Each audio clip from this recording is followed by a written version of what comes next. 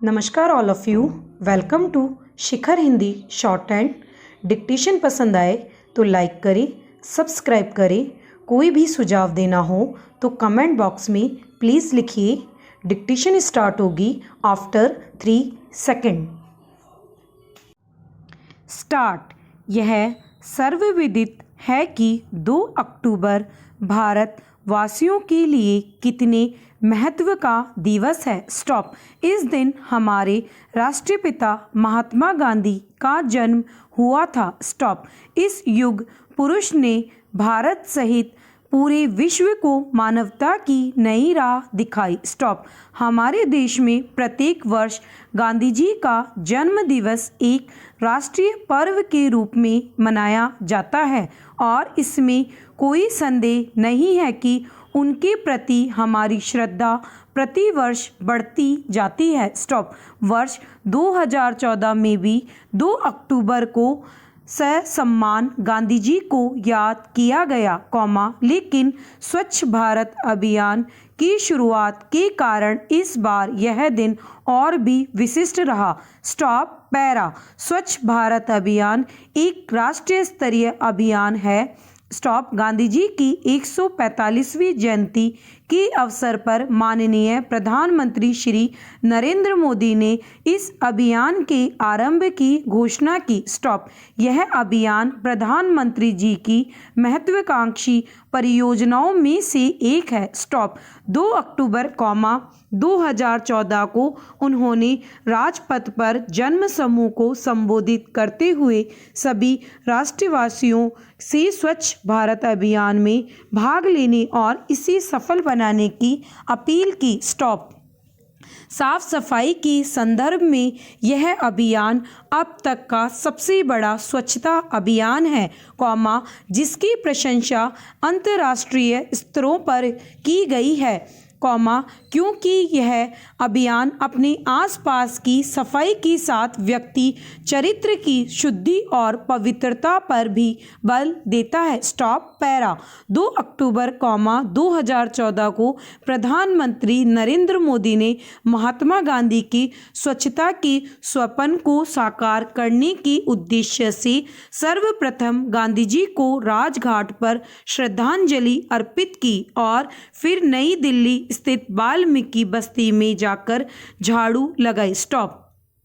कहा जाता है कि वाल्मीकि बस्ती दिल्ली में गांधी जी का सबसे प्रिय स्थान था, वे अक्सर यहां आकर ठहरते थे। स्टॉप। पैरा।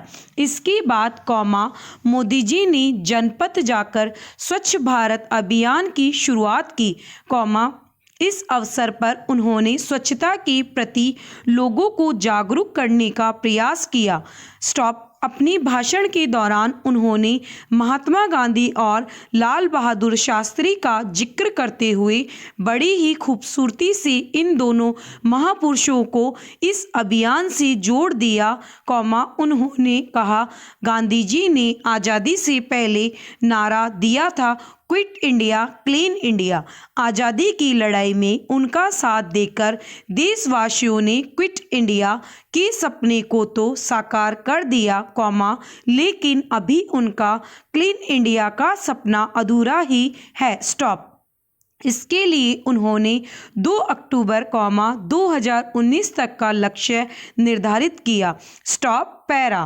प्रधानमंत्री जी ने 5 साल में देश को साफ सुथरा बनाने के लिए लोगों को शपथ दिलाई कि न मैं गंदगी करूंगा और न ही गंदगी करने दूंगा। स्टॉप। अपने अतिरिक्त मैं 100 अन्य लोगों को साफ सफाई के प्रति जागरूक करूंगा और उन्हें सफाई की शपथ दिलवाऊंगा। स्टॉप। उन्होंने कहा कि प्रत्येक व्यक्ति साल में 100 घंटे का श्रमदान करने की शपथ ले और सप्ताह में कम से कम 2 घंटे सफाई के लिए निकाले। स्टॉप। अपने भाषण में प्रधानमंत्री ने स्कूलों और गांवों में शौचालय निर्माण की आवश्यकता पर भी बल दिया। स्टॉप। इस प्रकार से अनेक उद्देश्यों को इसमें शामिल किया गया। स्टॉप। पैरा। स्वच्छ भारत अभियान के लिए स्वच्छता की ओर बढ़ते हुए प्रमुख उद्देश्यों को चिन्हित किया गया है। उनमें से एक है स्वच्छता, साफ सफाई तथा खुले में शौच के उन्मूलन को बढ़ावा देकर ग्रामीण क्षेत्रों में जीवन की सामान्य गुणवत्ता को बढ़ावा देना। स्टॉप। ग्रामीण क्षेत्रों में स्वच्छता को बढ़ावा देकर 2 अक्टूबर 2019 तक स्वच्छ भारत के स्वप्न को साकार करना। स्टॉप। जागरूकता लाकर तथा स्वास्थ्य शिक्षा के माध्यम से समुदायों को प्रेरित करना। स्टॉप। ग्रामीण क्षेत्रों में संपूर्ण स्वच्छता हेतु वैज्ञानिक ठोस एवं तरल अपशिष्ट पदार्थ प्रबंध पर बल देते हुए स्वच्छता को प्रोत्साहित करना। स्टॉप। जेंडर पर सकारात्मक प्रभाव डालना तथा समाज से जुड़ने के लिए प्रोत्साहित करना। स्टॉप। पैरा। स्वच्छता को बढ़ावा देने हेतु व्यवहारगत परिवर्तन पर बल दिया गया। स्टॉप। संस्थागत क्षमता को बढ़ावा दिया गया। स्टॉप। इसके अंतर्गत क्लीन इंडिया नाम से एक नई वेबसाइट की शुरुआत की गई और फेसबुक जैसी प्रसिद्ध सोशल नेटवर्किंग साइट के माध्यम से भी लोगों को इससे जोड़ा गया। स्टॉप। ट्विटर पर भी माइक्रो क्लीन इंडिया के नाम से एक हैंडल का शुभारंभ किया गया। स्टॉप। प्रत्येक नागरिक की सक्रिय भागीदारी सुनिश्चित करने के लिए प्रधानमंत्री जी ने सभी से अपील की कि लोग पहले गंदगी वाली जगह की फोटो नेटवर्किंग साइट पर अपलोड करें और फिर उस स्थान को साफ करके उसकी वीडियो तथा फोटो भी अपलोड करें। स्टॉप। इस अभियान में प्रधानमंत्री जी ने मशहूर हस्तियों को भी शामिल किया, उन्होंने इसके लिए 9 लोगों को नॉमिनेट किया। स्टॉप। इतना ही नहीं, समाचार पत्रों, विज्ञापनों ने इसे बढ़ावा दिया, जो वर्तमान में जारी है। स्टॉप। इसके लिए अंतःकरण की स्वच्छता पर भी बल दिया गया। स्टॉप। पैरा। यह सत्य है कि चरित्र की शुद्धि और पवित्रता बहुत आवश्यक है, लेकिन बाहर की सफाई भी उतनी ही आवश्यक है। स्टॉप। यदि हमारे आसपास का परिवेश ही स्वच्छ नहीं होगा, तो मन भला किस प्रकार शुद्ध रहेगा। प्रश्नवाचक। अस्वच्छ परिवेश का प्रतिकूल प्रभाव हमारे मन पर भी पड़ता है। स्टॉप। जिस प्रकार एक स्वस्थ शरीर में स्वस्थ मस्तिष्क का वास होता है, उसी प्रकार एक स्वस्थ और शुद्ध व्यक्तित्व का विकास भी स्वच्छ और पवित्र परिवेश में ही संभव है। स्टॉप। पैरा। अतः अंतःकरण की शुद्धि का मार्ग बाहरी जगत की शुद्धि और स्वच्छता से होकर ही गुजरता है। स्टॉप। साफ सफाई के अभाव से हमारे आध्यात्मिक लक्ष्य को प्रभावित होते ही हैं, साथ ही हमारी आर्थिक प्रगति भी बाधित होती है। स्टॉप। अपने भाषण में प्रधानमंत्री जी ने विश्व स्वास्थ्य संगठन के एक आकलन का संकेत देते हुए कहा है कि गंदगी के कारण औसत रूप से प्रत्येक भारतीय को प्रति वर्ष लगभग 6,500 का अतिरिक्त आर्थिक बोझ उठाना पड़ता है। स्टॉप। यदि उच्च वर्ग को इसमें शामिल न किया जाए, तो यह आंकड़ा 12 से 15,000 तक पहुंच सकता है। स्टॉप।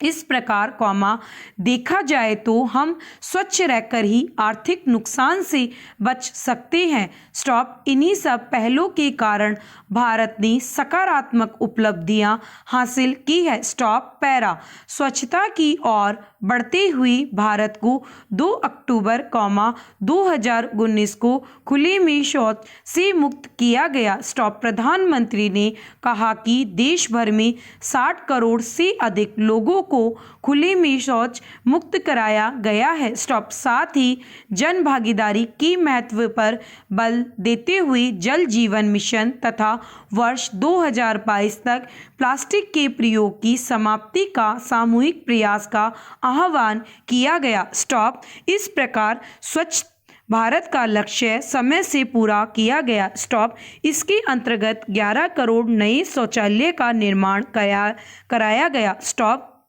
इतना ही नहीं, देश के अनेक राज्य खुले में शौच से मुक्त भी घोषित कर दिए गए हैं, जैसे सिक्किम, हिमाचल प्रदेश, केरल, उत्तराखंड एवं हरियाणा आदि। स्टॉप। पैरा।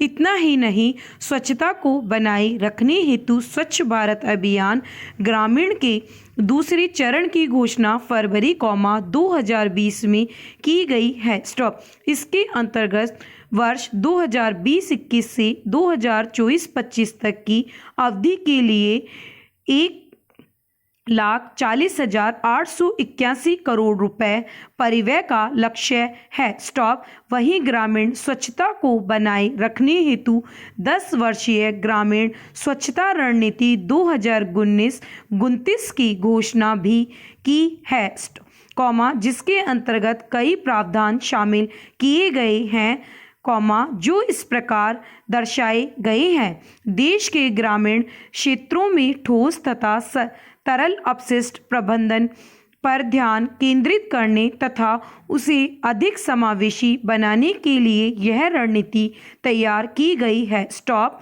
इस रणनीति के अंतर्गत सभी घरों में शौचालय को प्राथमिकता प्रदान की गई है। स्टॉप। शौचालय निर्माण संबंधी सुविधाएं उपलब्ध कराने पर बल दिया गया है। स्टॉप। इसमें खुले में शौच मुक्त ODF से आगे की योजनाएं के लिए रूपरेखा तैयार करने पर बल दिया गया है। स्टॉप। इसे ODF प्लस नाम दिया गया है। स्टॉप। ODF प्लस के अंतर्गत भी अनेक मानदंड रखे गए हैं। स्टॉप। ग्रामीण स्वच्छता रणनीति 2019-29 में विकास की भागीदारों, राज्य सरकारों, सिविल सोसाइटी तथा अन्य सहयोगी समूहों को साथ लेने को महत्व दिया गया है। स्टॉप। पैरा।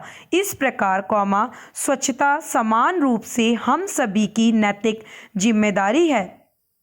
स्टॉप। हम सभी, कोई सरकारी संस्था या बाहरी बल हमारे पीछे नहीं लगा रह सकता है। स्टॉप। हमें अपनी आदतों में सुधार करना होगा और स्वच्छता को अपनी दिनचर्या का हिस्सा बनाना होगा, हालांकि आदतों में बदलाव करना आसान नहीं होगा, लेकिन यह इतना कठिन भी नहीं है।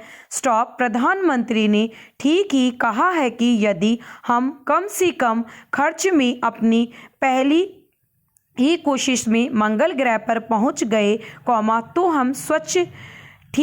तो हम स्वच्छ भारत को भी क्यों नहीं बनाए रख सकते हैं। स्टॉप। इसके लिए हमें अपनी जिम्मेदारियों को निभाते हुए स्वच्छता से स्वच्छ तन, स्वच्छ मन, स्वच्छ खाद, स्वच्छ विचार व स्वच्छ पर्यावरण को भी बना सकते हैं। स्टॉप। सहयोगात्मक रूप में व्यवहार में बदलाव लाकर ग्रामीण स्वच्छता रणनीति 2019-29 को पूरा करना आवश्यक है, तभी ग्रामीणों में स्वास्थ्य सुधार लाकर गांवों के देश भारत को स्वच्छ रखा जा सकेगा। स्टॉप।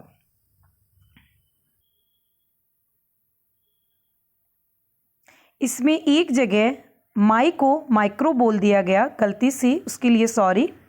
चैनल पसंद आए तो लाइक करें, सब्सक्राइब करें और बेल आइकन पर क्लिक करें। कमेंट बॉक्स में प्लीज़ अपने सुझाव लिखिए।